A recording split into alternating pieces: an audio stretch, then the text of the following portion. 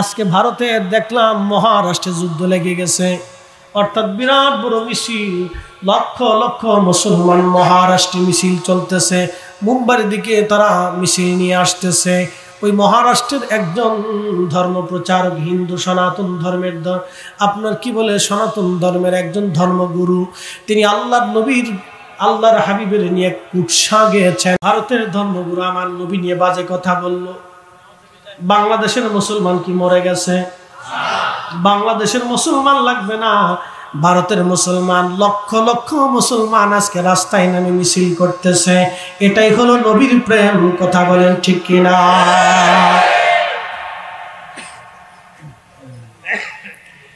মনোযোগ দিয়েন। ভারত আমরা তো শত্রু মনে করি না, বন্ধুই মনে করি ধরলাম। কিন্তু তারা যদি আমাদেরকে শত্রু মনে করে দুর্বল ভাবে, তাহলে এটা ভুল হয়ে যাবে। 18 কোটি বাঙালির সবাই আমরা সজাগ আছি, আমরা কিন্তু ঝিমায় যাই না, ঘুমায় যাই না।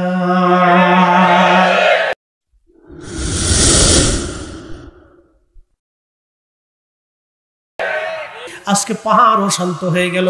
পাহাড়িরা বলতেছে বাঙালিরা থাকতে পারবে না, সেনাবাহিনী থাকতে পারবে না। তার মানে বাঙালিও চলে আসলো, সেনাবাহিনীও চলে আসলো। ওরা কি লুলুপপ খাবে?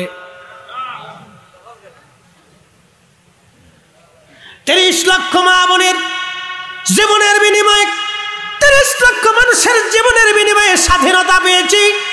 এই জমিনের 1 ইঞ্চি মাটির জন্য আমরা সমগ্র বাঙালিরা একসাথে লড়াই করতে প্রস্তুত। কথা বলেন ঠিক না বেঠে? ওরা কি ভাবে আমরা দুর্বল না? আমরা তাদের অধিকার দিয়েছি, তোমরা আমাদের রাজধানীতে আসো, আমরা পাহাড়ে যাব। তোমরা রাজধানীতে থাকো, তোমাদের কেউ জিজ্ঞাসাও করে না তুই সিংকু পুঙ্কু নাকি শঙ্কু পুঙ্কু, জিজ্ঞেস করে? চট্টগ্রামে আসলে কি কেউ জিজ্ঞায় তুমি চিঙ্কু পুঙ্কু না অঙ্কু পঙ্কু? কেউ জিজ্ঞায়? ওদের কাজ ওরা করতেছে, আমাদের কাজ আমরা করতেছি। আমরা কখন ওদেরকে ধরি না, মারি না, থাবড়াই না। আমরা পাহাড়ে গেলে কেন ওরা আমাদেরকে অত্যাচার করতে চায়? আল্লাহর হাবিব একটা হাদিস বর্ণনা করলেন।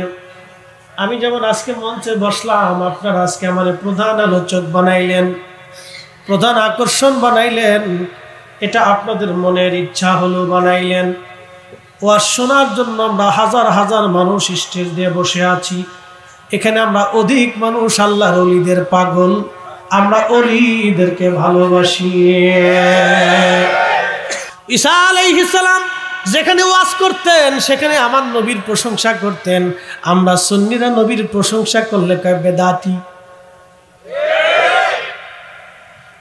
হযরত ঈসা নবী যেখানে ওয়াজে দাঁড়াইতেন, জিনার ওয়াজ শেষ করার আগে আমার নবীর প্রশংসা করতেন আর সুসংবাদ দিতেন, আমার উম্মতেরা, আমার পরে পৃথিবীতে এমন একজন নবী আসবেন যিনি সব নবীদের সরদার, ইমামুল মুরসালিন। আমি ঈসা রুহুল্লাহ ওই নবীর উম্মত হইয়া কিয়ামতের আগে আবার আসমান থেকে দুনিয়াতে নামবো। বর্তমান যেটা ফিলিস্তিন, এটাকে বলা হয় শাম। এই শামের ভিতরে একটা মসজিদ হবে, সাদা মসজিদ, গম্বুজ বিশিষ্ট মসজিদ। এই মসজিদে ইব্রাহিম আলাইহিস সালাতু ওয়াস সালাম আসবেন। এই মসজিদে হযরত ঈসা রুহুল্লাহ আলাইহিস সালাতু ওয়াস সালাম আসমান থেকে তিনি নামবেন। আসমান থেকে তিনি নামবেন 2 জন ফেরেশতার কাঁধে ভর করে। তাও আজকে আর কালকে না, কিয়ামতের আগে ইমাম মাহদী আলাইহিস সালাতু ওয়াস সালাম তিনি কাবাতুল মক্কাতুল মুকাররমা হারাম শরীফে দাঁড়িয়ে থাকবেন। তিনি ওই মসজিদে নামবেন 2 জন ফেরেশতার কাঁধে ভর দিয়ে। উনি মসজিদ থেকে নেমে সরাসরি তিনি হারামে আসবেন, হারাম শরীফ আসবেন। কাবা শরীফের দরজার পাশে মাকাম ইব্রাহিম বরাবর হযরত ইব্রাহিম হযরতে ইমাম মাহদী আলাইহিস সালাতু ওয়াস সালাম তিনি ওইখানে দাঁড়াবেন। শোনেন, ইমাম মাহদী হবে নবীজির বংশধর। আল্লাহর নবী শুভেচ্ছা দিয়ে বলে গেছেন, আমার উম্মতেরা শুনে রাখো, আমার হাসান হুসাইনের নসলে রক্তে আল্লাহ এমন একজন মাহদীকে দুনিয়াতে পাঠাবেন যার নাম হবে মাহদী। লোকেরা বলবে ইমাম মাহদী, তার আসল নাম হলো মুহাম্মদ, বাবার নাম হবে আব্দুল্লাহ। সে আমার হাসান আর হুসাইনের রক্তে নসলে দুনিয়াতে আসবে, তার রক্ত থাকবে পবিত্র, আমার আহলে বাইতের সে সদস্য। একবার জোরে বলবেন কি মারহাবা। ইমাম মাহদি ওনার অপেক্ষায় দাঁড়ানো। কে? ইমাম মাহদি ওনার অপেক্ষায় দাঁড়ানো আছেন। ঈসা আলাইহিস সালাম হেরেমে আসলেন।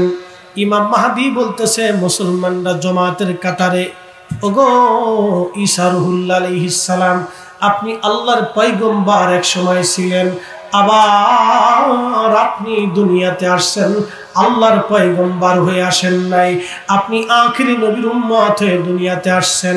আজকে আপনি এই হেরেমে নামাজ পড়াবেন, আমরা সবাই হারামবাসী আপনার পিছনে আজ নামাজ পড়ব। ঈসা আলাইহিস সালাম ডাক দিয়ে বলবে, ও হে উম্মতের মাহদি, আপনি আহলে বাইতের রাসূল, আওলাদের রাসূল, নবীর বংশধর আপনি।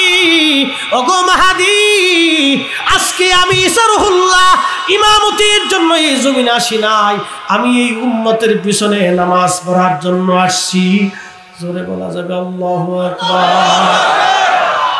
এই উম্মতের দাম কত একটু চিন্তা করে যাবেন।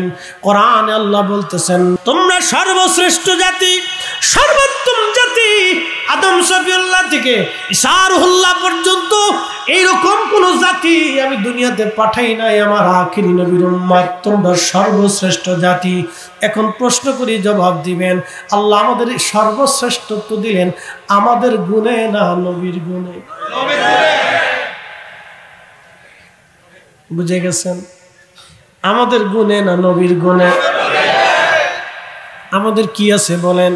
আল্লাহর নবী সারা জীবনে কোনোদিন মিথ্যা বলেন নাই।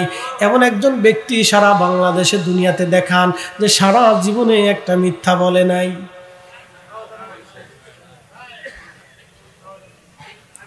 আজকে ভারতে দেখলাম মহারাষ্ট্রে যুদ্ধ লেগে গেছে, অর্থাৎ বিরাট বড় মিছিল, লক্ষ লক্ষ মুসলমান মহারাষ্ট্রে মিছিল চলতেছে, মুম্বাইয়ের দিকে তারা মিছিল নিয়ে আসতেছে।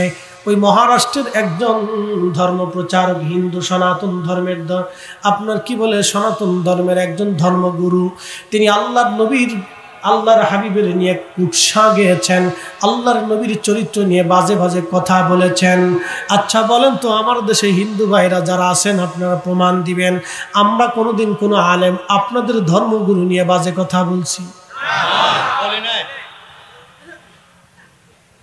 আর কেউ যদি বলেও তাহলে তার উপায় আমরা রাখি নাই, আমরা নিজেরাই তার প্রতিবাদ করেছি, ঠিক কিনা?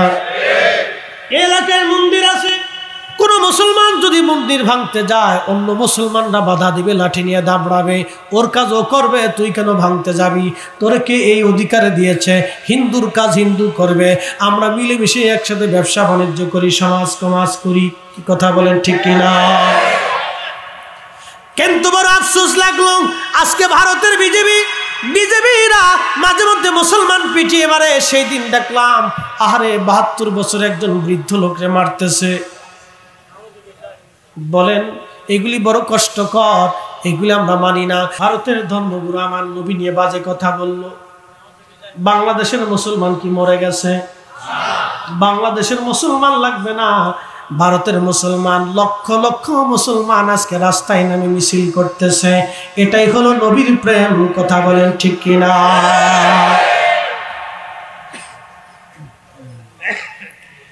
মনোযোগ দিয়েন। ভারত আমরা তো শত্রু মনে করি না, বন্ধুই মনে করি ধরলাম। কারণ একটা রাষ্ট্র চালাইতে হলে সবার সাথে মিলেমিশে চলতে হয়, সবাইকে নিয়ে পৃথিবী চলে। একজন আরেকজন দুশ্মনী করলে সমাজ সুন্দর হয় না। পাশের বাড়ির ভাইয়ের সাথে দুশ্মনী যদি করেন তাহলে আপনি শান্তিতে থাকতে পারবেন না। সবাই মিলেমিশে থাকলে শান্তি হবে। আরেকজনের বিপদে পাশে থাকবেন, আরেকজনের দুঃখে সুখে পাশে থাকবেন। এই জন্য মিলেমিশে থাকাটাই ভালো। আমরা ধরেন তাদেরকে শত্রু মনে করি না, কিন্তু তারা যদি আমাদেরকে শত্রু মনে করে দুর্বল ভাবে, তাহলে এটা ভুল হয়ে যাবে। 18 কোটি বাঙালির সবাই আমরা সজাগ আছি, আমরা কিন্তু ঝিমায় যাই না, ঘুমাইয়া যাই না।